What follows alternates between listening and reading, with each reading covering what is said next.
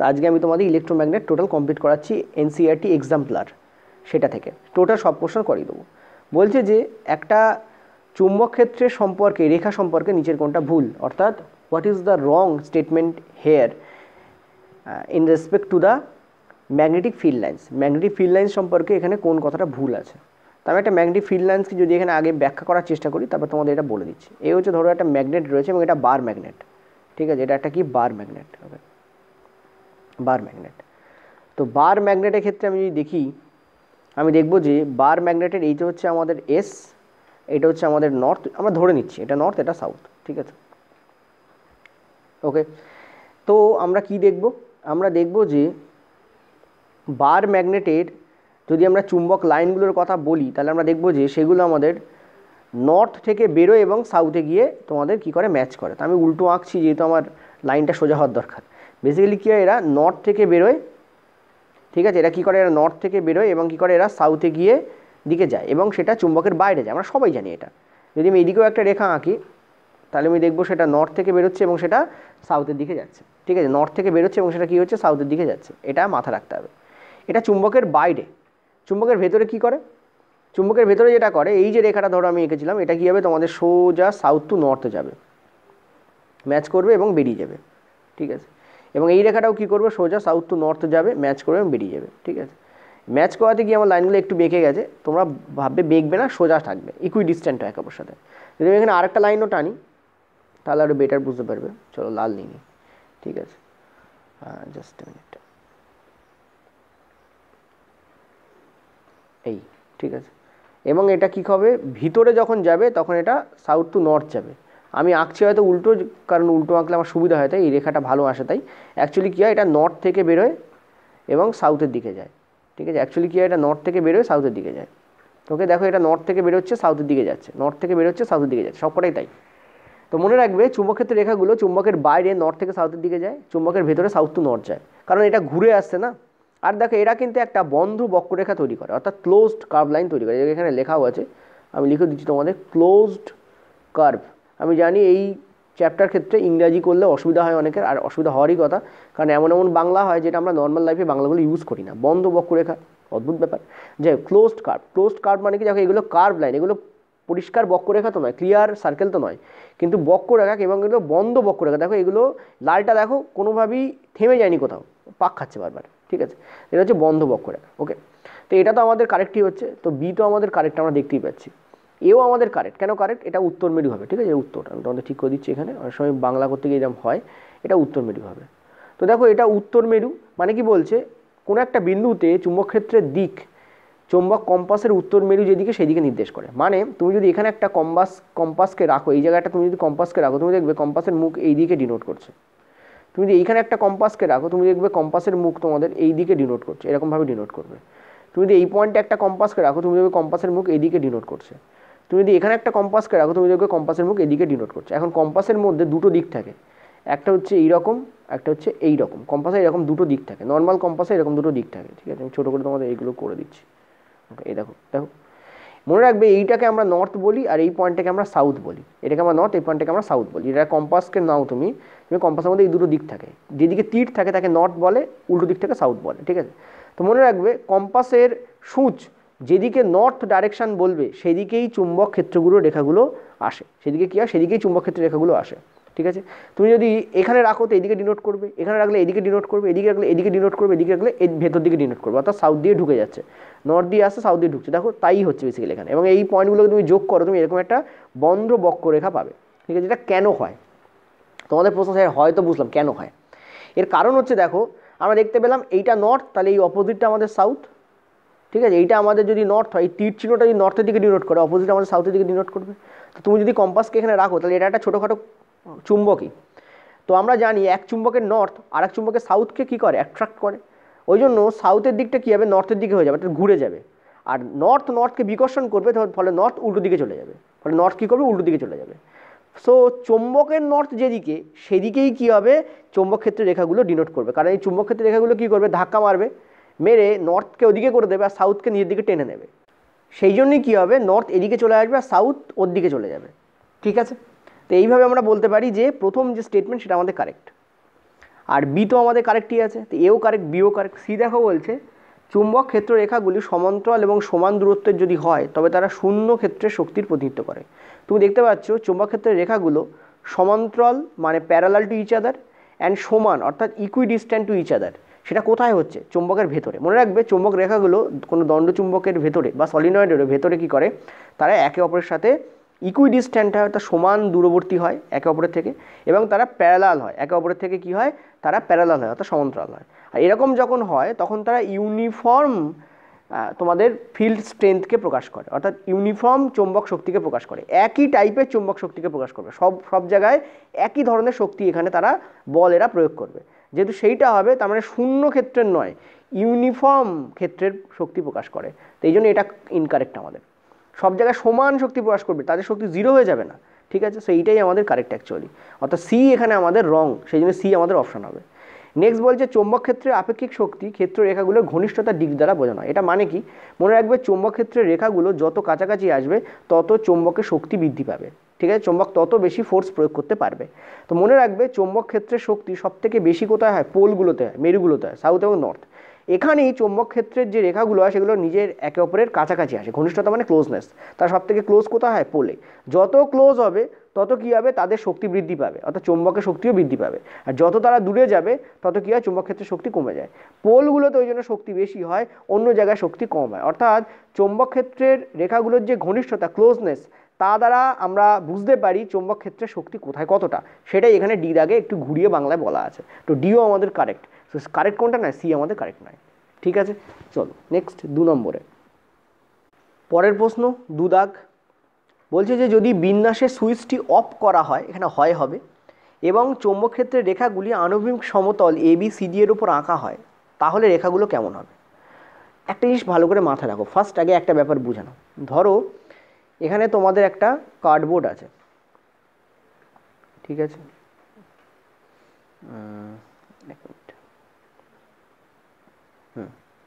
এখানে ধরো তোমাদের একটা কার্ডবোর্ড আছে, আর সেই কার্ডবোর্ডের মধ্যে দিয়ে তুমি একটা লাইনকে পাস করিয়েছো, এবং সেটা একটা ব্যাটারির দ্বারা এখানে কোথাও একটা যুক্ত আছে।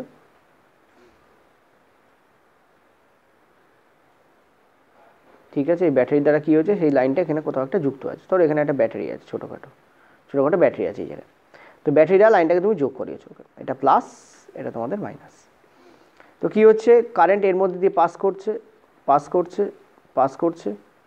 ঠিক আছে? কারেন্ট এর মধ্যে দিয়ে কী হচ্ছে? পাস করছে, এর মধ্যে দিয়ে পাস করছে। অর্থাৎ কারেন্ট এখানে অন আছে, অফ না। এই জায়গায় কারেন্ট কী আছে আমাদের? অন। ওপরে দেখো বলেছে অফ আছে, পয়েন্ট টু বি নোটেড। ওপরে কী বলেছে? অন আছে, মানে অফ আছে। এখানে বলেছে অফ। আমরা বলছি যখন অন থাকবে তখন কী হবে? মনে রাখবে যখন অন হবে না তখন কী হবে জানো?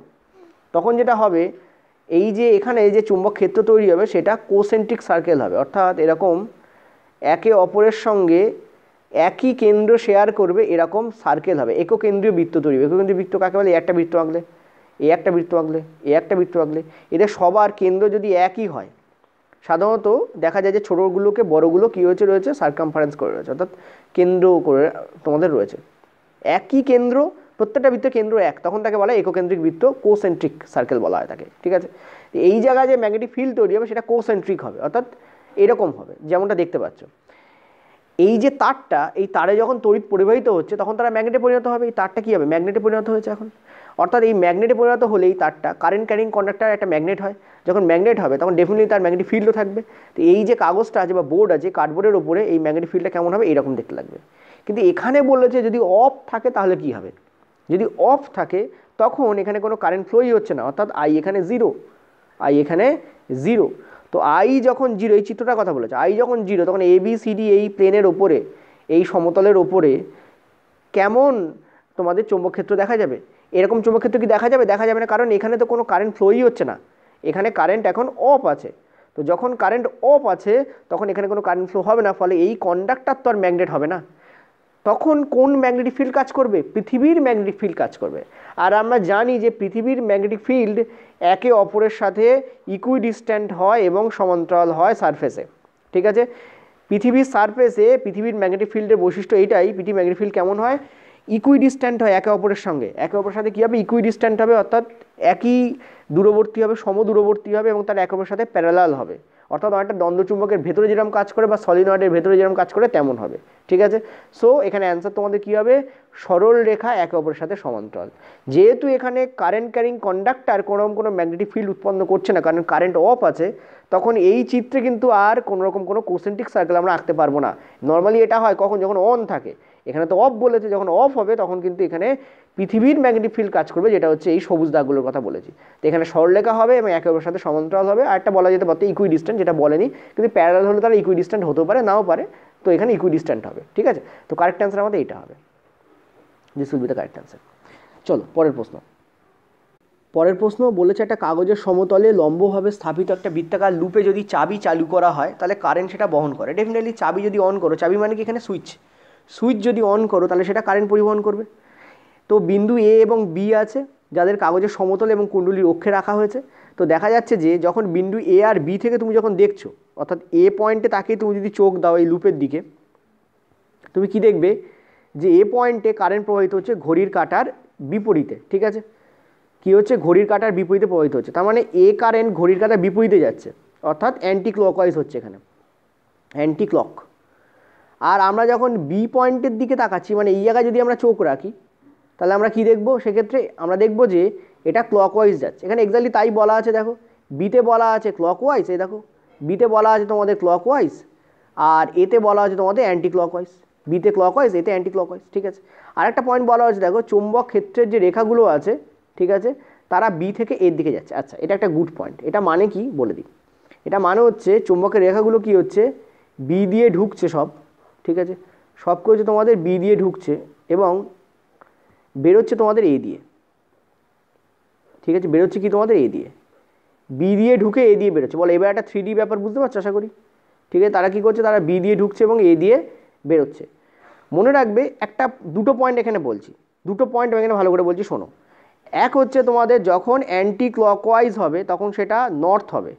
তুমি যদি কোনো ফেজে তাকাও এবং যদি দেখো সেখানে তোমাদের তড়িতের প্রবাহ অ্যান্টি ক্লকওয়াইজ, তখন সেটা নর্থ হয়।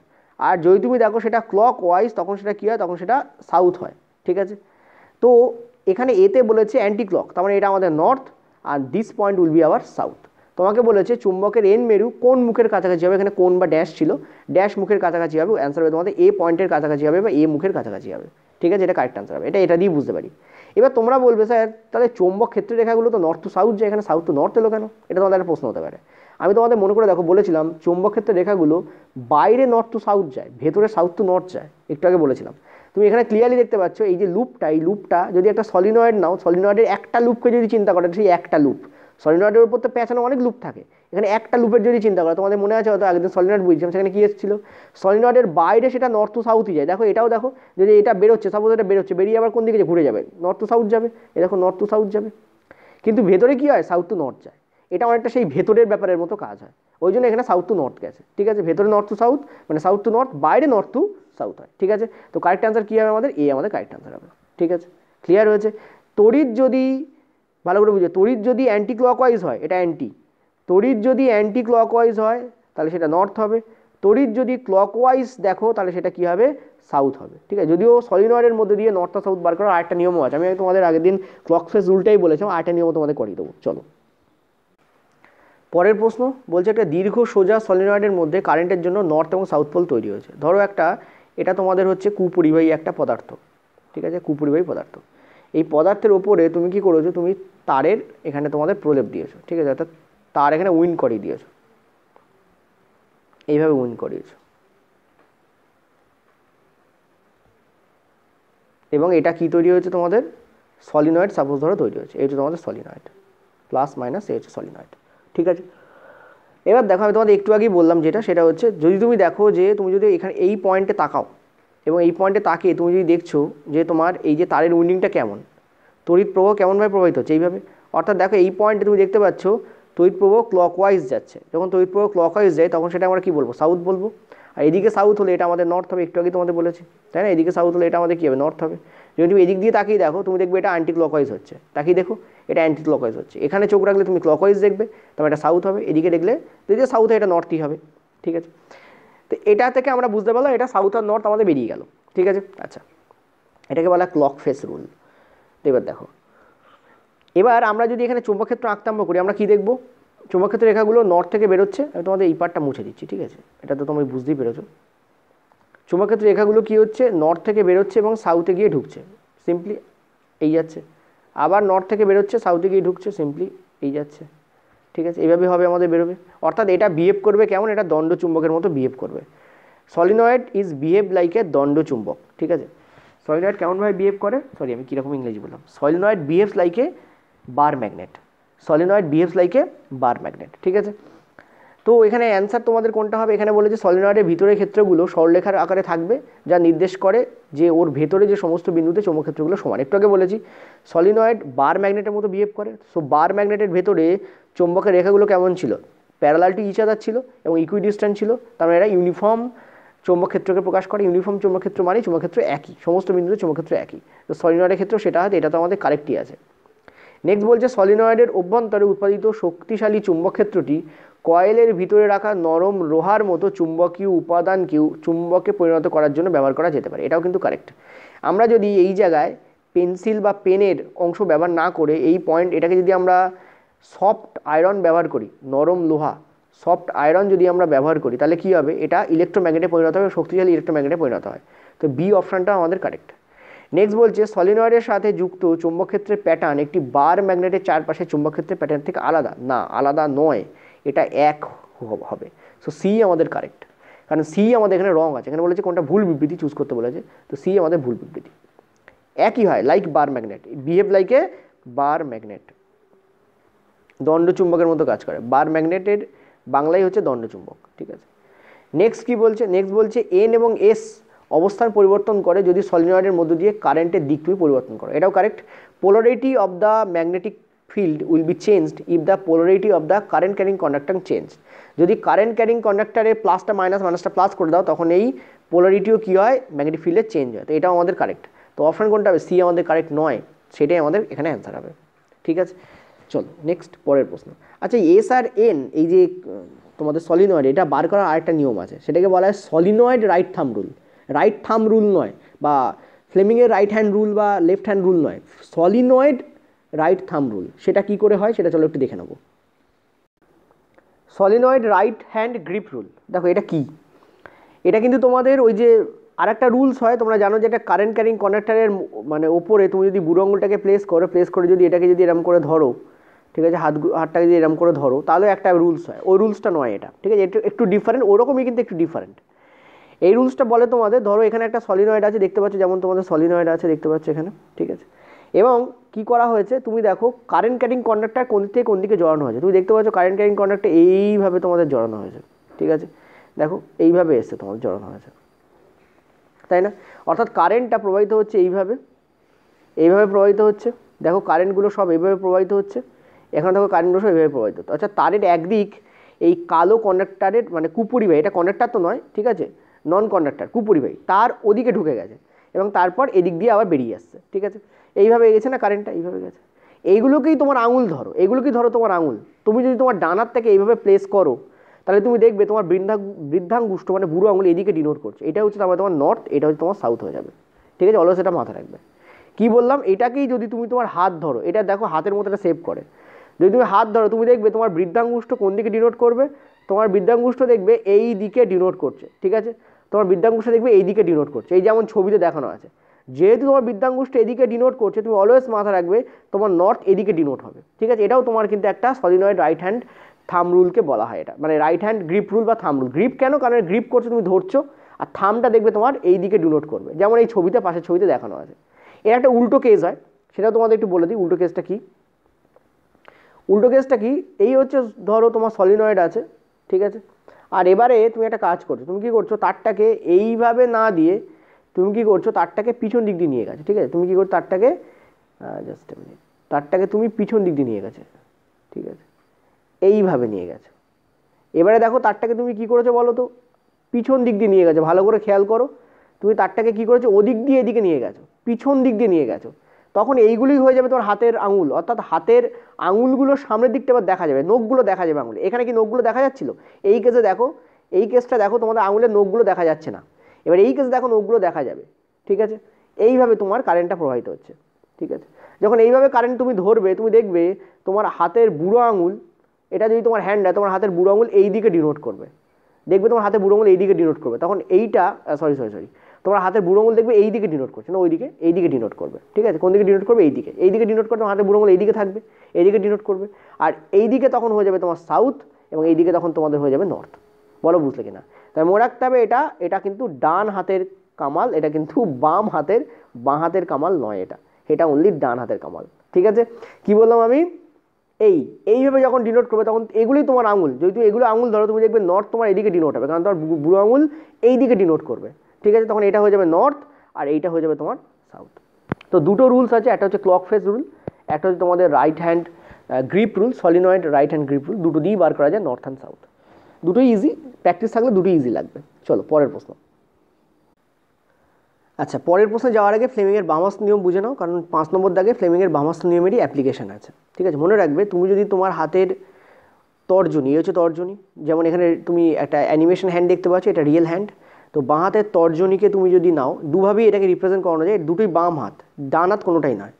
তুমি যদি বাম হাতের তর্জনীকে নাও, আর তুমি যদি বাম হাতের মধ্যমাকে নাও, আর তুমি যদি বাম হাতের বুড়ো আঙুলকে নাও, এবং তাদেরকে যদি 90 ডিগ্রি অ্যাঙ্গেলে একে অপরের সাথে প্লেস করো, ঠিক আছে? 90 degree angle, point to be noted, 90 degree অ্যাঙ্গেলে যদি একে অপরের সাথে প্লেস করো, ঠিক আছে?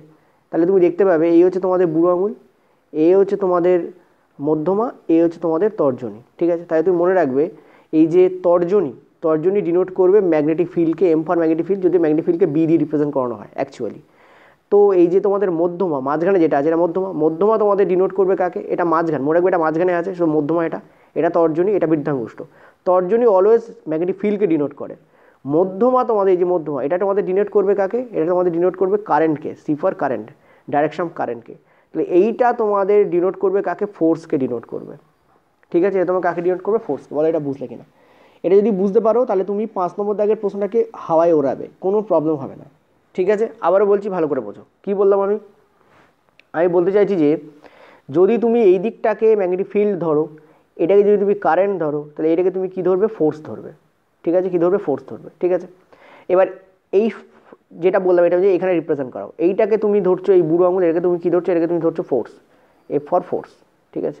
তাহলে এইটা দেখো, তার সঙ্গে আচ্ছা আরেকটা জিনিস, এরা সব কটাই কিন্তু একে অপরের সাথে 90 ডিগ্রিতে থাকবে, তিনটের সঙ্গে 90 ডিগ্রিতে থাকবে। আমি এখানে একটা রিপ্রেজেন্ট করাচ্ছি, এটাকে তোমাকে 90 ডিগ্রি অ্যাঙ্গেলে এমন করে ধরতে হবে, ঠিক আছে? এর সঙ্গে এখানে যে অ্যাঙ্গেল তৈরি হয় সেটা তোমাদের 90 ডিগ্রি অ্যাঙ্গেল তৈরি হয়, ওকে? এর সঙ্গে এটা যে অ্যাঙ্গেল তৈরি হবে সেটা তোমাদের 90 ডিগ্রি অ্যাঙ্গেলই তৈরি হবে। এখানে যদিও দেখানো যায় না হাতে, তবে তুমি ধরতে পারলে এরকম দেখাবে।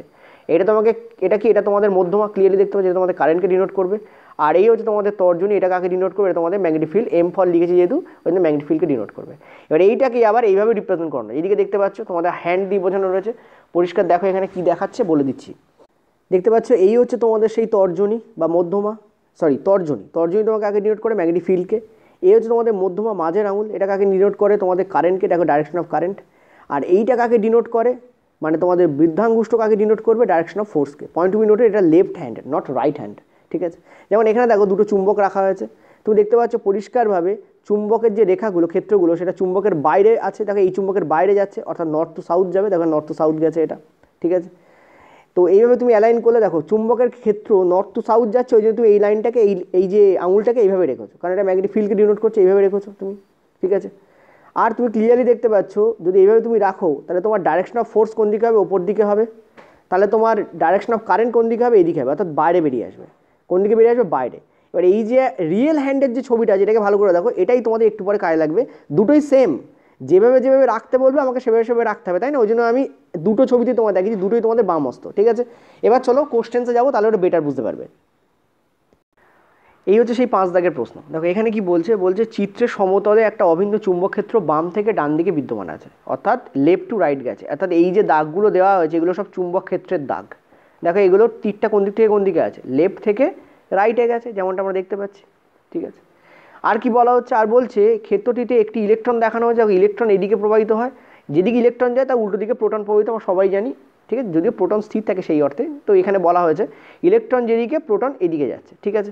কারণ ইলেকট্রন আমরা জানি যেহেতু নেগেটিভ তড়িৎধর্মী হয়, তো পজিটিভ টার্মিনালের দিকে ছোটে, আর প্রোটন যেহেতু পজিটিভ হয়, ফলে ও নেগেটিভ টার্মিনালের দিকে ছুটবে, সোজা কথা বলতে কনভেনশনালি আমরা যদি বলি। আর আমরা এটাও জানি যে কারেন্টের ফ্লো যেদিকে ইলেকট্রন যায় তার উল্টো দিকে হয় কনভেনশনালি, অ্যাকচুয়ালি হয় না, কিন্তু কনভেনশনালি কী হয়, কারেন্টের ফ্লো কী হয়, যেদিকে আমাদের ইলেকট্রন যায় তার উল্টো দিকে প্রবাহিত হয়, ঠিক আছে, তার উল্টো দিকে প্রবাহিত হয়।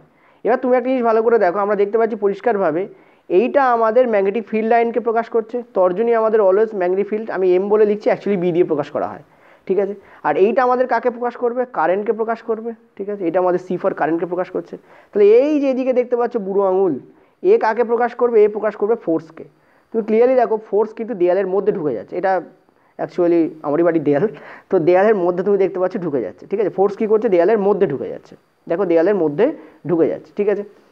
তো আমরা এখানেও সেম জিনিসটা দেখব, এখানে কি দেখব, তো তাহলে যদি আমরা দেখি কারেন্ট আমাদের ওপর দিকে যাচ্ছে, ম্যাগনেটিক ফিল্ড আমাদের এই দিকে যাচ্ছে, তাহলে ফোর্স কোন দিকে কাজ করবে, এই যে এখানে যেমন দেয়ালের ভেতর দিকে ঢুকে গেছে, এটা কাজ করবে পেপারের ভেতর দিকে, এটা যদি একটা পেপার ভাবি তার উপর ছবিটা আঁকা রয়েছে, পেপারের ভেতর দিকে কাজ করবে। তো দেখো ফার্স্ট লাইনই বলেছে যে এই যে ইলেকট্রন আর প্রোটন কী করবে, উভয়ই কাগজের সমতলের মধ্যে প্রবেশ করছে এমন বল অনুভব করবে। সমতলের মধ্যে মানে কি, পেপারটাই সমতল, তার মধ্যে প্রবেশ করছে, তার মধ্যে প্রবেশ করছে এমন বলকে কি করবে, অনুভব করবে। তো কারেক্ট অ্যান্সার আমাদের এই হবে, ঠিক আছে। চলো পরের প্রশ্ন। ছদাগ, বাণিজ্যিক বৈদ্যুতিক মোটর ব্যবহার করে না নিচের কোনটি। দেখো বাণিজ্যিক বৈদ্যুতিক মোটরে মনে রাখবে স্থায়ী চুম্বক কখনো ব্যবহার করা হয় না, সেটা বৈদ্যুতিক মোটর হোক আর জেনারেটর হোক, অলওয়েজ আমরা ইলেকট্রোম্যাগনেটকে ব্যবহার করি, ঠিক আছে। সো এইটা আমাদের ইনকারেক্ট অ্যান্সার হয়ে যাবে সি। তো সি এখানে কারেক্ট হচ্ছে, কারণ এখানে বলেছে ব্যবহার কোনটা করে না, এইটা ব্যবহার করে না। আর্মেচার ঘোরানোর জন্য বাণিজ্যিক বৈদ্যুতিক মোটরে ইলেকট্রোম্যাগনেটকে ব্যবহার করা হয়, সো এটা কারেক্ট। আর আর্মেচার ব্যবহার করা, আর্মেচার বেসিক্যালি কি, একটা আয়তাক্ষেত্রাকার সফট আয়রন কোর ব্যবহার করা হয়, একটা আয়তাক্ষেত্রাকার এরকম আয়রন কোর ব্যবহার করা হয়, ঠিক আছে। এটাই বেসিক্যালি ঘোরে, এবং এটা একটা সফট আয়রন কোরের হয়, এবং তার সঙ্গে কি, তার উপর কী করা হয়, এটা তারের কুণ্ডলী দিয়ে দেওয়া হয়। এই তারের কুণ্ডলী দিয়ে যে কয়েল তৈরি হচ্ছে এটাকে আমরা কি বলি, এটাকে আমরা বলি আর্মেচার, ঠিক আছে। তো আর্মেচার অবশ্যই কারেন্ট বহনকারী কুণ্ডলীতে কার্যকরীভাবে পাকের পরিবাহী সংখ্যা বাড়িয়ে, মনে রাখবে এই যে পরিবাহী তার আছে, এই পরিবাহী তারের পাক সংখ্যা যত বাড়ানো হয় তত এটা দ্রুত ইলেকট্রোম্যাগনেটে পরিণত হয়, এবং ইলেকট্রোম্যাগনেটের যে ক্ষমতা সেটা অনেক বেড়ে যায়। অর্থাৎ এই জায়গাটাতে যে তারের কুণ্ডলী বাড়ানো হচ্ছে, যত তুমি এর পাক সংখ্যা বাড়াবে না তত এর ম্যাগনেটিজম বেড়ে যাবে, অর্থাৎ চৌম্বক ক্ষেত্রের যে ক্ষমতা পাওয়ার সেটা কী হবে, বেড়ে যাবে, ওকে, আরও বেশি শক্তিশালী হবে এটা, ওকে। তো বিউ তো আমাদের কারেক্ট, কারণ পাক সংখ্যা বাড়ানোই হয়, যত বাড়বে তত বাড়বে, সো বাড়ানো হয়। এছাড়া কি করা হয়, একটা নরম লোহার কোর ব্যবহার করা যার ওপর কুণ্ডলী পাকানো হয়, এটা কারণ হচ্ছে নরম লোহার কোরের ওপর কুণ্ডলী পাকালে সেটা সবথেকে ভালো তড়িৎচুম্বকের কাজ করে, ঠিক আছে। সো কারেক্ট অ্যান্সার আমাদের কী হবে, সি এখানে কারেক্ট অ্যান্সার হবে, কারণ এও ঠিক, বিও ঠিক, ডিও ঠিক, এই তিনটে ঠিক, তা ঠিক নয় কোনটা, এইটা আমাদের ঠিক নয়, যেহেতু এটা ঠিক নয় তো এইটাই আমাদের কারেক্ট হবে, কারণ এখানে বলেছে কোনটা ব্যবহার করে না, ঠিক আছে। চলো পরের প্রশ্ন। এটা খুব ভালো প্রশ্ন, আমি তোমাদের মনে আছে হয়তো ফ্লেমিংয়ের রাইট হ্যান্ড রুল করিয়েছিলাম, ঠিক আছে।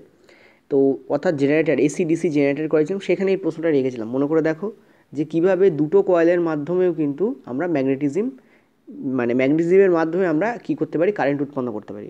এই যে তোমাদের এখানে যে চিত্রটা আঁকা রয়েছে এটা বেসিক্যালি ম্যাগনেট থেকে কারেন্ট উৎপন্ন হওয়ার চিত্র, ঠিক আছে। ম্যাগনেট থেকে উৎপন্ন হচ্ছে, এখানে কারেন্ট উৎপন্ন হচ্ছে, কারেন্ট থেকে ম্যাগনেট নয়, কিন্তু এটা হচ্ছে ইলেকট্রোম্যাগনেটিক ইন্ডাকশানের উপর বেস করে এটা হয়, ঠিক আছে। অর্থাৎ জেনারেটর রুল কাজ করে, অর্থাৎ দেখো যখনই আমরা জেনারেটর বলবো, এটা মাথায় রাখবে, যখনই আমরা জেনারেটর বলবো তখনই মনে রাখবে তার মানে আমরা বলছি ইলেকট্রোম্যাগনেটিক ইন্ডাকশান, ঠিক আছে। নেক্সট তার সঙ্গে রিলেটেড হচ্ছে ফ্লেমিংয়ের, ঠিক আছে, Fleming right hand rule, not left hand, right hand, এই তিনটে কথা একে অপরের সঙ্গে সংযুক্ত, জেনারেটর, তার সঙ্গে ইলেকট্রোম্যাগনেটিক ইন্ডাকশান, তার সঙ্গে ফ্লেমিংয়ের রাইট হ্যান্ড রুল, ঠিক আছে। এই তিনটে কথাকে একদম মাথা বসিয়ে নাও, এই তিনটের ওপরও প্রশ্ন পড়ছে যে কোনটা কার সঙ্গে রিলেটেড, এটা কী দ্বারা করা হয়, জেনারেটরের শক্তি বা জেনারেটর কার্যপ্রণালী কিসের উপর নির্ভর করে, ফ্লেমিংয়ের রাইট হ্যান্ড রুলের উপর নির্ভর করে, এবং ওটা ইলেকট্রোম্যাগনেটিক ইন্ডাকশানের উপর নির্ভর করে। তুমি দেখে নাও খুলে, এই বিগত কতগুলো শিফটে বারবার পড়েছে প্রশ্নটা, ঠিক আছে। এই তিনটে যা কথা বললাম এর উপর বেস করেই প্রশ্নটা আসে। এবার দেখো এখানে বলেছে চিত্রে একটা, বেসিক্যালি একটা চিত্র আছে, সেই চিত্রে একটা কুপরিবাহী নলাকার রড, এটা একটা কুপরিবাহী নলাকার রড, মানে এটা কোনো সফটওয়্যার কোর নয়, নর্মাল, তার উপর কী করা হয়েছে, দুটো কয়েলকে পাকানো হয়েছে, একটা কয়েল আমি নাম দিচ্ছি এটাকে কয়েল এ, আর এটাকে আমি কয়েল বি বলে লিখে দিচ্ছি, ঠিক আছে, তোমাদের বোঝানোর সুবিধার স্বার্থে। আমি যখন এ কয়েল বলবো বুঝবে এইটা, বি কয়েল বললে বুঝবে এইটা। আরেকটা জিনিস লক্ষ্য করো, এ কয়েলের সাথে কারেন্ট যুক্ত আছে, কিন্তু বি কয়েলের সাথে কেবলমাত্র একটা গ্যালভানোমিটার যুক্ত আছে, মানে কোনো কারেন্ট যুক্ত নেই। গ্যালভানোমিটার কী কাজে লাগে, কোথাও কোনো কারেন্ট আছে কি না সেটাকে ডিটেক্ট করার জন্য, সেটা আদৌ আছে কি না তার উপস্থিতিকে আমাদের সামনে আনার জন্য আমরা গ্যালভানোমিটার ইউজ করি। এ কয়েলটাকে বলা হয় প্রাইমারি কয়েল, কারণ এ কয়েলই বেসিক্যালি কারেন্ট যাবে, আর বি কয়েলটাকে বলা হয় কি তোমাদের সাপ্লিমেন্টারি কয়েল বা ওর সঙ্গে আনুষঙ্গিক কয়েল। ঠিক আছে, তো এই হচ্ছে তোমাদের বেসিক্যালি পার্মানেন্ট কয়েল, মানে sorry primary coil, not permanent, primary coil, আর বি হচ্ছে তোমাদের সেকেন্ডারি বা সাপ্লিমেন্টারি কয়েল। এবার তো কী করা হয় দেখো, এখানে বলছে যে প্রাথমিকভাবে চাবি ঢোকানো হয়নি, তার মানে চাবি কোথায় আছে, এই জায়গায় চাবি আছে, ডেফিনেটলি যেখানে ব্যাটারি থাকবে সেই জায়গাতেই চাবি থাকবে, কারণ ব্যাটারিকে অফ বা অন করার জন্য চাবি ব্যবহার করা হয়। চাবি মানে কি, এখানে সুইচ বলতে পারো, তুমি চাবি না বলে ওটাকে সুইচ বলো, যদি তোমার সমস্যা হয় তুমি ওটাকে সুইচ বলতে পারো। চাবি ঢোকানো হয়নি, তুমি বলো এখানে সুইচ অন ছিল না, এটা সুইচ, চাবি ঢোকানো হয়নি কথার অর্থ হচ্ছে সুইচ অফ ছিল এখানে। ঠিক আছে, এখানে কী ছিল, সুইচ অফ ছিল, চাবি ঢোকানো হলো মানে সুইচ অন হলো, এবার সুইচ ছিল অন হলো, আর তারপরে আবার সরানো হলো মানে সুইচ আবার অফ করা হলো। এই জায়গায় কী হচ্ছে তোমাদের, সুইচ অফ করা হচ্ছে। তো তুমি ক্লিয়ারলি দেখো এখানে তিনটে জিনিস ঘটছে, প্রথমে সুইচ অফ ছিল, তারপর কী করা হলো, সুইচ অন করা হলো, তারপর আবার কী করা হচ্ছে, সুইচ অফ করা হচ্ছে। ঠিক আছে, তো সুইচ যখন অফ ছিল তখন অফই ছিল, কিন্তু সুইচ অন করার পর অফ করা হলো, এই ব্যাপারটা একটা ইম্পর্টেন্ট পয়েন্ট। ঠিক আছে, ধরো তুমি সুইচ অফই রেখেছো, তো পাখা তো ঘুরবেই না, নর্মালি থাকবে, কিন্তু তুমি যখন সুইচ অন করবে পাখা ঘুরতে থাকবে, কিন্তু তুমি যখন সুইচ অফ করবে দেখবে পাখার গতি আস্তে আস্তে কমতে থাকছে, অর্থাৎ একবার অন করার পরে অফের কিন্তু একটা গুরুত্ব চলে আসে। এখানে ব্যাপারটা তাই হয়। কি হয় দেখো, এখানে বলছে এর ফলে কি কি ঘটবে, তাহলে তাহলে কি হবে, দেখো এখানে একটা কথা দেওয়া রয়েছে, তাহলে যদি এটা করা হয়, এই যে তাহলে, তাহলে কি হবে, কি হবে, গ্যালভানোমিটারে বিচ্যুতি সবসময় শূন্য থাকবে, অর্থাৎ যখন তুমি অন অফ ছিল তখন তো শূন্যই ছিল, এটা তো কারেক্ট, এই জায়গায় আমি জি ফর জিরো লিখে দিচ্ছি, কারণ কোনো এখানে হবে না, কারণ সুইচ অফই আছে। কিন্তু যখন অন করার পর অফ করছো তখনও কি একই হবে, অন করার সময়ও কি কোনো বিচ্যুতি দেখাবে না, এই গ্যালভানোমিটার যে কাঁটাটা আছে না, এই কাঁটাটা কি একবার এদিক ওদিক করে, সেটা কি হবে না, মানে সবসময় কি জিরোই থাকবে, এটা কিন্তু ইনকারেক্ট, সবসময় জিরো থাকবে না। নেক্সট বলছে গ্যালভানোমিটারে একটি ক্ষণস্থায়ী বিচ্যুতি হবে, অর্থাৎ গ্যালভানোমিটার সাময়িক সময়ের জন্য তার কাঁটা এরকম ছিল তো এরকম হয়ে যাবে কাঁটাটা, ঠিক আছে, এরকম এদিক ওদিক করবে, কিন্তু এটি শীঘ্রই আর থাকবে না, এবং চাবিটি সরানো হলে তার কোনো প্রভাব নেই। আমি একটু আগে বলেছি অন করার সময় অবশ্যই বিচ্যুতি ঘটবে, অফ করার সময় একবার বিচ্যুতি আসবে। দেখো এই যে এখানে বি পয়েন্ট বলা হয়েছে, এটা পড়লাম, এটা কিন্তু রং, রং কেন, দেখো এর এইটুকু কারেক্ট, এই থাকবে না পর্যন্ত কারেক্ট, কিন্তু তারপরে কিন্তু রং আছে। মনে রাখবে এখানে দই টানাটানি খেলা চলছে, অ্যাকচুয়ালি কী হয়, এই ব্যাটারি এ কে টানে আর এ বিকে টানে, আর বি আবার গ্যালভানোমিটারকে টানে। ঠিক আছে, এই খুব পাতি বাংলায় বুঝতে চাও, এই ব্যাটারিতে যেই তুমি সুইচ অন করলে ব্যাটারি কী হলো, কারেন্ট দিয়ে একে টানলো, এ কী করলো, বিকে টানলো, বি কী করলো, গ্যালভানোমিটারকে টানলো, অনেকটা সেই নাক টানলে মাথা আসে, অনেকটা সেরকম। ঠিক আছে, তো এই হচ্ছে নাক, নাককে টানছো ফলে মাথা আসছে, আর মাথার সাথে সবই চলে আসছে, ব্যাপারটা এরকম। এবং এটা কখন হয়, দুবার হয়, একবার অন করার সময় হয়, একবার অফ করার সময় হয়, অর্থাৎ দুবার এখানে গ্যালভানোমিটার কী করবে, এখানে তোমার ডিফ্লেকশন শো করবে, তবে অন করার সময় যদি এদিকে শো করে, অফ করার সময় কিন্তু তার বিপরীত দিকে শো করবে, মাঝখানে জিরো থাকবে। ঠিক আছে, তুমি যদি অন রাখো তাও জিরো থাকবে, অফ রাখো তাও জিরো থাকবে, শুধুমাত্র অন করার সময় একবার এটা কাঁটাটা এদিক হয়ে যাবে, আবার অফ করার সময় কাঁটাটা এদিক হবে, কিন্তু তারপরে আবার জিরোতে চলে আসবে। ঠিক আছে, তো এইটা কিন্তু আমাদের ইনকারেক্ট হচ্ছে, কারণ এখানে বলেছে যে যখন চাবিটা সরানো হবে, মানে যখন সুইচ অফ করা হবে তখন কোনো প্রভাব পড়বে না, প্রভাব পড়বে, কারণ এখানে ডিফ্লেকশন শো হবে, সেই জন্য এটা আমাদের ইনকারেক্ট। নেক্সট বলছে গ্যালভানোমিটারের ক্ষণস্থায়ী বিচ্যুতি থাকবে, যা আর থাকবে না, ডিফ্লেকশন একই দিকে হয়, ডিফ্লেকশন একই দিকে হবে না, ডিফ্লেকশন বিপরীত দিকে হবে, যখন তুমি অন করছো তখন ডিফ্লেকশন যেদিকে হবে, অফ করার সময় ডিফ্লেকশন বিপরীত দিকে হবে। এখানে সেটাই বলা হয়েছে গ্যালভানোমিটারের ক্ষণস্থায়ী বিচ্যুতি থাকবে, যা শীঘ্রই আর থাকবে না, কিন্তু ডিফ্লেকশন কোন দিকে হবে, বিপরীত দিকে হবে, তো ডি আমাদের কারেক্ট হবে এখানে। আরেকবার বলছি ভালো করে বোঝো, দেখো বিতে কিন্তু কোনো ব্যাটারি লাগানো নেই, তো বিতে কারেন্ট আসবে কোথা থেকে, বেসিক্যালি কী হয়, এই যে এখানে সার্কিট আছে না ব্যাটারি, এই ব্যাটারি যখন অন করছো তখন কী হয়, সেটা কারেন্ট দেয় এই কয়েলকে, কারেন্টের ফলে এই কয়েল ম্যাগনেটে পরিণত হয়, ম্যাগনেট প্রভাবিত করে বিকে, বিয়ের এই কয়েলটাকে, আর বিয়ের কয়েলে ম্যাগনেট দ্বারা প্রভাবিত হওয়ার ফলে তড়িৎ তৈরি হয়, তড়িৎ গিয়ে গ্যালভানোমিটারের মধ্যে দিয়ে পাস করার সময় গ্যালভানোমিটার সেই তড়িৎকে আমাদের সামনে প্রদর্শিত করে। কীভাবে প্রদর্শিত করে, তার কাঁটাটাকে এদিক ওদিক করার ফলে, অর্থাৎ এখানে এতে যে তড়িৎ তৈরি হচ্ছে তার ফলে এখানে ম্যাগনেট তৈরি হচ্ছে, ওই ম্যাগনেটিজমের কারণে বিতে তড়িৎ তৈরি হচ্ছে, তার মানে ম্যাগনেট দ্বারা তড়িৎ তৈরি হলো, সেই তড়িৎই কিন্তু গ্যালভানোমিটারের মধ্যে দিয়ে শো করছে। গ্যালভানোমিটার কিন্তু চৌম্বক ক্ষেত্রে শক্তিকে দেখায় না, তড়িৎকে দেখায়, যদি তড়িৎ থাকে তাহলেই দেখাবে, আর ছিল বলি এটা এদিক ওদিক হয়েছে কাঁটাটা।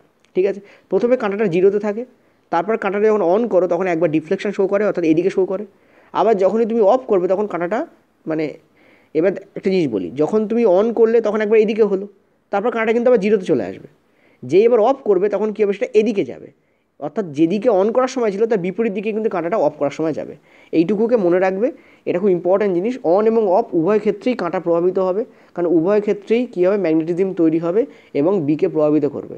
কিন্তু অন রেখেই যদি দাও তখন কিন্তু জিরোতেই থাকবে, কোনো রকম প্রভাবিত হবে না, কাঁটা এদিক ওদিক হবে এমন নয়। আর অফ যদি রেখে দাও তাহলে কিন্তু কোনো রকম কোনো পরিবর্তন আসবে না, শুধু অন করার সময় আসবে আর অফ করার সময় অনলি আসবে, সাময়িক ফ্র্যাকশন অফ সেকেন্ডের জন্য আসবে। ঠিক আছে, চলো আর দেখে পরের প্রশ্ন 8 দাগ। দেখো এখানে তোমাদের বিভিন্ন রকমের বিবৃতি দেওয়া রয়েছে, কোনটা তোমাদের রাইট সেটা বলতে বলা হয়েছে। ফ্লেমিংয়ের ডান হাতের নিয়ম হলো প্ররোচিত কারেন্ট বা ইনডিউসড কারেন্টের দিক জানার সহজ নিয়ম। ঠিক আছে, এটা কিন্তু কারেক্টই আছে। ফ্লেমিংয়ের রাইট হ্যান্ড রুল, এই দেখো নিচে তোমাদের আমি ছবিও এঁকে রেখে দিয়েছি, ক্লিয়ারলি দেখতে পাচ্ছ। তো ফ্লেমিংয়ের রাইট হ্যান্ড রুল কিন্তু কী বলে, দেখো ফ্লেমিংয়ের রাইট হ্যান্ড রুল আর ফ্লেমিংয়ের লেফট হ্যান্ড রুলের ক্ষেত্রে কয়েকটি জিনিস একদম সেম। ঠিক আছে, কি সেখানেও এই তিনটি আঙুলকে ব্যবহার করা হয়। ফ্লেমিংয়ের বামহস্ত নিয়ম একটু আগে তোমাদের বললাম, সেখানেও আমাদের ব্যবহার করা হয় তর্জনীকে, মধ্যমাকে আর বৃদ্ধাঙ্গুষ্ঠকে। ফ্লেমিংয়ের বাম হাতের নিয়ম আর ডান হাতের নিয়মের মধ্যে মিল আর একটা জায়গায় আছে, সেটা হচ্ছে এখানেও কিন্তু তর্জনীকে ম্যাগনেটিক ফিল্ড বোঝাতে ব্যবহার করা হয়, আর মধ্যমাকে কারেন্ট বোঝাতে ব্যবহার করা হয়, যেমন এখানটা করা হচ্ছে। কিন্তু অমিল কি, এক তো ওটা বাম হাত, এটা ডান হাত, এটা গেল ফার্স্ট অমিল। দ্বিতীয় অমিল হচ্ছে যে এই যে দেখতে পাচ্ছ বৃদ্ধাঙ্গুষ্ঠ, ওখানে ফোর্সকে বোঝাচ্ছিল, এখানে বৃদ্ধাঙ্গুষ্ঠ মোশনকে বোঝায়। বেসিক্যালি অনেক বইতে ফোর্স অ্যান্ড মোশন দুটি লেখা থাকে, তবে অ্যাজ পার এনসিইআরটি এটাকে আমরা ওখানে ফোর্স নেব, অর্থাৎ বাম হাতে ফোর্স নেব, ডান হাতে আমরা মোশনকে নেব, বাকি সব সেম। এই তিনটে আঙুলকে ওখানে যেরকম 90 ডিগ্রি অ্যাঙ্গেলে একে অপরের সাথে রাখা হয়, ঠিক আছে, এখানেও তেমন কিন্তু 90 ডিগ্রি অ্যাঙ্গেলে একে অপরের সাথে প্লেস করা হয়েছে, অর্থাৎ এভরিথিং সেম, শুধুমাত্র ওটা ডান হাত, মানে সরি ওটা বাম হাত, এটা ডান হাত, এখানে মোশন বোঝাচ্ছে বৃদ্ধাঙ্গুষ্ঠ, ওখানে ফোর্স বোঝাচ্ছিল। ঠিক আছে, ক্লিয়ার হয়েছে আশা করি। বাকি সব সেম, এখানেও তর্জনী ম্যাগনেটিক ফিল্ডকে নির্দেশ করবে এবং কারেন্টকে নির্দেশ করবে, ওখানেও তাই ছিল, শুধু ওখানে মোশন মানে ফোর্স বোঝাচ্ছিল, এখানে মোশন বোঝাবে। এবার তোমাদের কি বলছে দেখো, তো এটা তো আমাদের কারেক্টই হলো, এটা কারেক্ট। আচ্ছা, আমি এখানে বলেছে ভুল বিবৃতি, তো এটা তো কারেক্ট হলো, এটা তো আমরা অ্যান্সার নয় আমাদের। নেক্সট বলছে ডান হাতের বুড়ো আঙুলের নিয়মটি। দেখো ফ্লেমিংয়ের ডান হাতের নিয়ম আর ডান হাতের বুড়ো আঙুলের নিয়ম দুটো আলাদা জিনিস। অ্যাকচুয়ালি ডান হাতের বুড়ো আঙুলের নিয়মকে বলা হয় ম্যাক্সওয়েলস রাইট থাম রুল। ঠিক আছে, ফ্লেমিংয়ের ডান হাতের যে নিয়ম সেটা আর ম্যাক্সওয়েলের রাইট থাম রুল, এটা এই দুটো আলাদা। ঠিক আছে, ফ্লেমিংয়ের রাইট হ্যান্ড রুল ব্যবহার করা হয় ম্যাগনেট থেকে কারেন্ট এইটার ক্ষেত্রে। ঠিক আছে, আর আমরা যদি দেখি ম্যাক্সওয়েলের রাইট হ্যান্ড রুল, এটা ব্যবহার করা হয় কারেন্ট থেকে ম্যাগনেটিজম হচ্ছে যখন, তখন ব্যবহার করা হচ্ছে। ঠিক আছে, আশা করি পার্থক্যটা তোমাদের বোঝাতে পারছি আমি। ম্যাক্সওয়েলের রাইট থাম রুল আমাদের কি বলে, আমাদের বলে যে যদি তুমি একটা কারেন্ট কন্ডাক্টিং স্ট্রেট ওয়্যার নাও, আর সেই স্ট্রেট ওয়্যারের যেদিকে কারেন্ট যাচ্ছে সেই দিকে তুমি তোমার যদি রাইট থাম অর্থাৎ ডান হাতের বুড়ো আঙুলকে প্লেস করো, এবং তারপর যদি তুমি তোমার আঙুলগুলোকে এইভাবে মুড়িয়ে দাও, তাহলে তোমার আঙুলগুলো যেদিকে মুড়ছে সেই দিকে তোমার ম্যাগনেটিক ফিল্ড কাজ করবে। বি দিয়ে ম্যাগনেটিক ফিল্ডকে প্রকাশ করা হচ্ছে এখানে। ঠিক আছে, অ্যাকচুয়ালি তাই করা হয়। তো তুমি যদি দেখতে পাচ্ছ কারেন্ট কোন দিকে যাচ্ছে, এই পরিবাহের মধ্য দিয়ে ওপর দিকে যাচ্ছে, তো তুমি যদি তোমার আঙুলটাকে এই যেদিকে যাচ্ছে সেদিকে এইভাবে রাখো, মানে সোজা কথা বলতে থামস আপ করছো, আর তুমি যদি তোমার এই অপর আঙুলগুলো বাদ বাকি আঙুলগুলো তুমি মুড়িয়ে দাও, তো যেদিকে মুড়ছে সেই দিকে দেখো তোমার ম্যাগনেটিক ফিল্ড কাজ করবে। এটা হচ্ছে ম্যাক্সওয়েলের রাইট থাম রুল। এবার এটা ওপর দিকে যাচ্ছে, যখন কারেন্ট নিচের দিকে যাবে তখন এরকম হবে।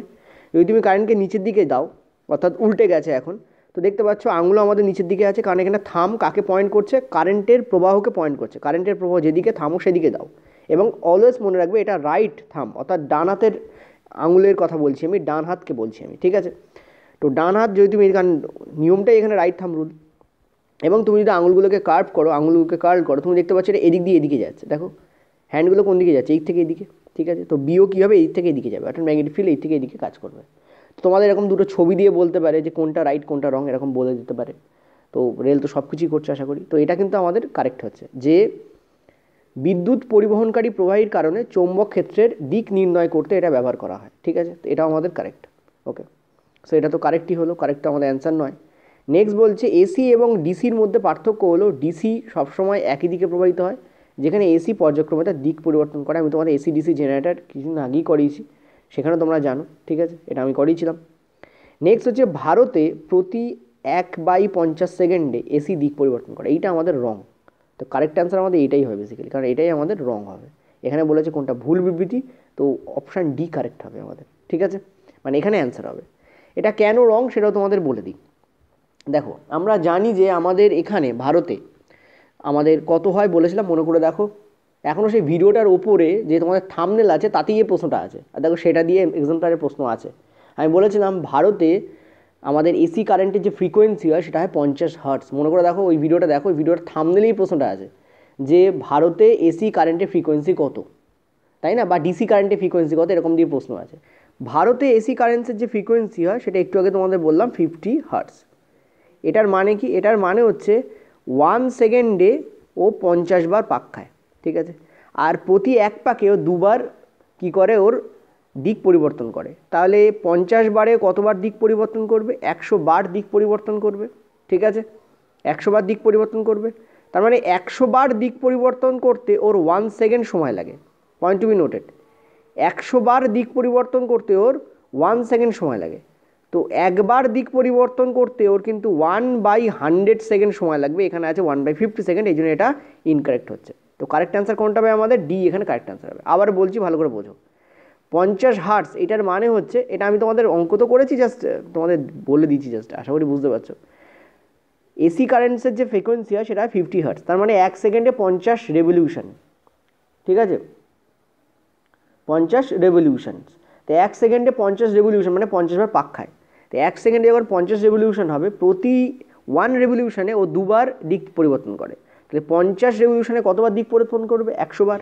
তার মানে 1 সেকেন্ডে ও 100 বার দিক পরিবর্তন করে, কারণ 1 সেকেন্ড মানেই 50 রেভলিউশন, 50 রেভলিউশন মানেই 100 বার। তাহলে 1 সেকেন্ডে 100 বার, 100 বার যদি 1 সেকেন্ডে হয় তাহলে একবার কত সেকেন্ড হবে? 1/10 সেকেন্ডে। এখানে বলে যে প্রতি 1/50 সেকেন্ডে এসি দিক পরিবর্তন করে, তা কিন্তু নয়। অ্যান্সার হবে তোমাদের 1/10 সেকেন্ডে, সরি 1/100 সেকেন্ডে, ঠিক আছে। এইটা তোমাদের কারেক্ট অ্যান্সার হবে। ওকে, ক্লিয়ার হয়েছে? চলো পরের প্রশ্ন। 9 দাগ, একটু আগে তোমাদের ম্যাক্সওয়েলের রাইট থাম্ব রুল বললাম, তার উপর বেস করে প্রশ্নটা দেওয়া হয়েছে। প্রশ্নের দুটো চিত্র ছিল, একটা হচ্ছে এইটা আর দুই হচ্ছে এইটা। কি বলা ছিল? বলা ছিল যে পূর্ব থেকে পশ্চিমে কাগজের সমতলের ওপর একটা আনুভূমিক তারে কী হয়েছে? ধ্রুবক প্রভাব প্রবাহিত হচ্ছে, অর্থাৎ ইস্ট টু ওয়েস্টে কী হচ্ছে? কারেন্ট যাচ্ছে, সোজা কথা বলতে। তো এইটুকু ছবির ওপর বেস করে তোমাদের বলতে বলা হয়েছে যে বিন্দুতে চৌম্বক ক্ষেত্রের দিক হবে উত্তর থেকে দক্ষিণ, সেটা কোথায় অবস্থান করবে সেটা বলতে বলেছে। যে বিন্দুতে চৌম্বক ক্ষেত্রের দিক হবে উত্তর থেকে দক্ষিণে, সেটার অবস্থান বলো। তুমি দেখো, এই হচ্ছে আমাদের ম্যাক্সওয়েলের থাম্ব রুল। ম্যাক্সওয়েলের থাম্ব রুল অনুযায়ী আমরা কী জানি?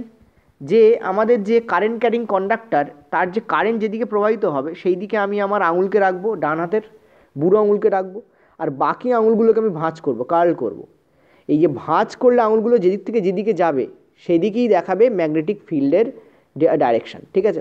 তো আমরা দেখতে পাচ্ছি ম্যাগনেটিক ফিল্ড তাহলে কোন দিকে ডাইরেক্ট করবে? এদিকে ডাইরেক্ট করবে। তুমি একটা জিনিস ভালো করে ভাবো, অ্যাকচুয়ালি কী হয়েছে, ম্যাগনেটিক ফিল্ডগুলো ওই দিক থেকে এসছে, প্রত্যেকটা ওই দিক থেকে এসছে, তারের পেছন দিক দিয়ে পাস হয়ে ওদিকে গেছে। এবার এখানে তুমি ক্লিয়ারলি দেখো, ভালো করে এখানে ক্লিয়ারলি দেখো, এটা তোমাদের কিন্তু উত্তর থেকে দক্ষিণে নেই, এটা তো তোমাদের সাউথ বেসিক্যালি, তাই না? জাস্ট এ মিনিট, আমি যে ম্যাগনেটিক ফিল্ড লাইন্সগুলোকে তারের সামনের দিক দিয়ে দেখি, দেখো এই সামনের দিক দিয়ে রেখাগুলো কোন দিক থেকে কোন দিকে গেছে? সাউথ টু নর্থ গেছে না? দেখো এই রেখাগুলো ওপর দিকে গেছে, সাউথ টু নর্থ গেছে, অর্থাৎ তারের সামনের দিকে কিন্তু ম্যাগনেটিক ফিল্ড লাইন্সের রেখাগুলো সাউথ টু নর্থ যাচ্ছে, কিন্তু পেছন দিকে দেখো তুমি, নর্থ টু সাউথ যাচ্ছে। দেখো পেছন দিকে দেখো তুমি, নর্থ টু সাউথ যাচ্ছে। আমি যদি এখানে দেখাই তোমাদের, অ্যাকচুয়ালি কী হচ্ছে, ম্যাগনেটিক ফিল্ড লাইন্স রেখাগুলো এরকম পাস আউট হচ্ছে, এরকম যাচ্ছে, ঘুরছে, আর একটা পাস আউট হচ্ছে, এরকম ঘুরছে, তাই না? এই হ্যান্ডের রুলস অনুযায়ী দেখো তুমি। তো দেখো আমরা যখন সামনের দিক দিয়ে দেখছি তখন আমরা কি দেখছি? রেখাগুলো সাউথ টু নর্থ যাচ্ছে, তাই না? নিচ থেকে ওপর দিকে যাচ্ছে, এখানে দেখো ডাইরেকশন দেওয়া হয়েছে সাউথ টু নর্থ। কিন্তু যখন আমরা পেছন দিকে দেখছি তখন দেখতে পাচ্ছি ওটা নর্থ টু সাউথ যাচ্ছে, অর্থাৎ এটা এইভাবে পাস আউট হচ্ছে, অর্থাৎ এইভাবে এসে এইভাবে যাচ্ছে, এইভাবে এসে এইভাবে যাচ্ছে। তার মানে নর্থ টু সাউথ কোথায় হচ্ছে? কোন বিন্দুগুলোতে নর্থ টু সাউথ দেখা যাচ্ছে? সরাসরি তারের নিচে মানে তারের পেছনে বেসিক্যালি। তাই অ্যান্সার আমাদের কী হবে? এইটা আমাদের কারেক্ট অ্যান্সার হবে।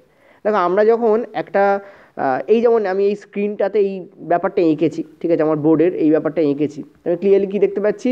তারের পেছন দিক দিয়ে মানে তারের নিচ দিয়ে এই লাইনগুলো পাস আউট হচ্ছে, ওই জন্য এখানে বলা রয়েছে সরাসরি তারের নিচে।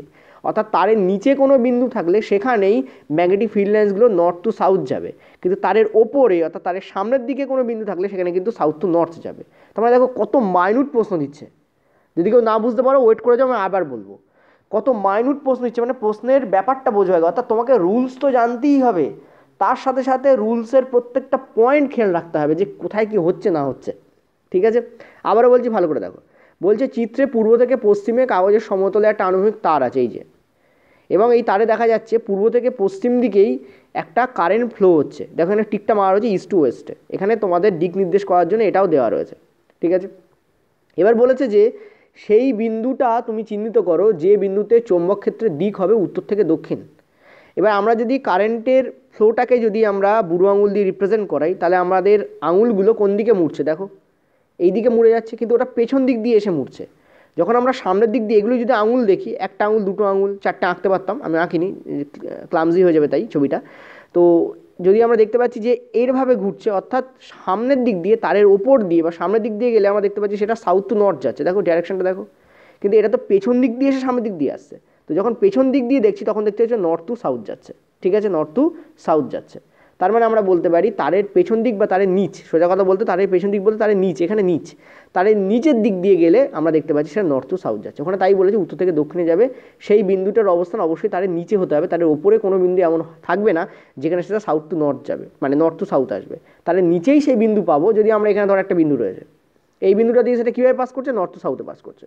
যদি এখানে একটা বিন্দু রয়েছে, এই বিন্দু দিয়ে কীভাবে পাস করছে, নর্থ টু সাউথ পাস করছে। কিন্তু যে আমার সামনের দিকে চলে আসবে বা উপর দিকে চলে আসবে, তখন দেখবো যে কোনো বিন্দু আমরা নিই না কেন সেটা সাউথ টু নর্থ যাবে, নর্থ টু সাউথ হবে না। দেখো এই একটা বিন্দু, এই একটা বিন্দু, তখন আমি এখানে বিন্দু আঁকছি এক্স, এটা ওয়াই, এটা ধরো পি, এটা ধরো কিউ, এটা ধরো টি, এটা ধরো আর।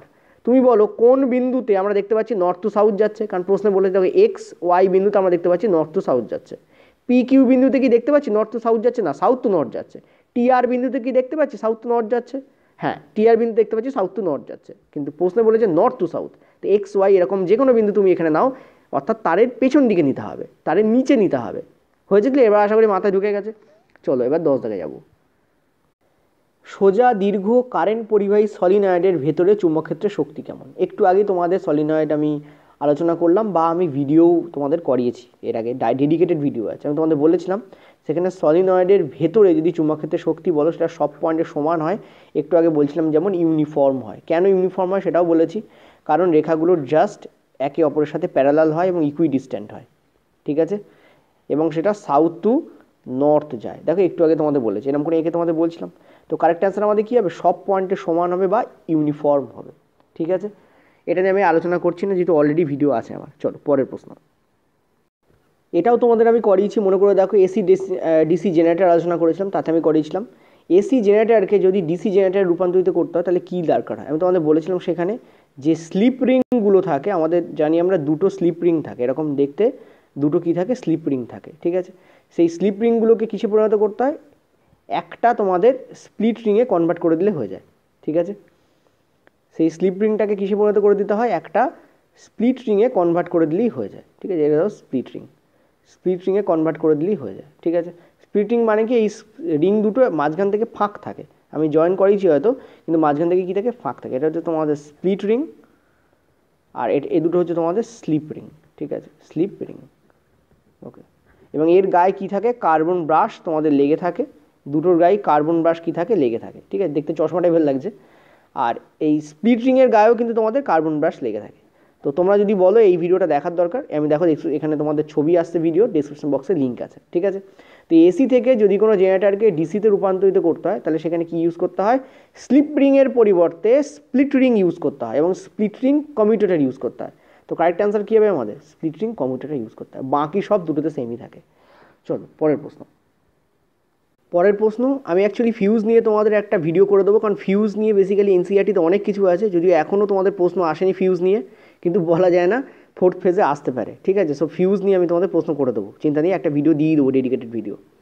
তো বলা হচ্ছে যে এখানে শর্ট সার্কিটিং বা ওভারলোডিংকে, মানে ওভারলোডিংয়ের হাত থেকে বাড়িতে যে যন্ত্রপাতি থাকে, যেমন টিভি থাকে, ফ্রিজ থাকে, অন্যান্য যে ইম্পর্ট্যান্ট এবং দামি জিনিসপত্র থাকে, এসি থাকে, ঠিক আছে, এগুলোকে বাঁচানোর জন্য কোন গুরুত্বপূর্ণ নিরাপত্তা ব্যবস্থা রাখা হয়, সেটা হচ্ছে অ্যান্সার তোমাদের হবে ফিউজ। ফিউজ ব্যবহার করা হয়।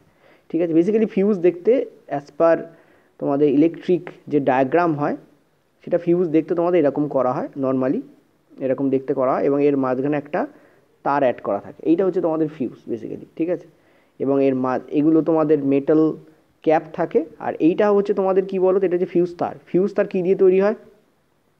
Fuse wire.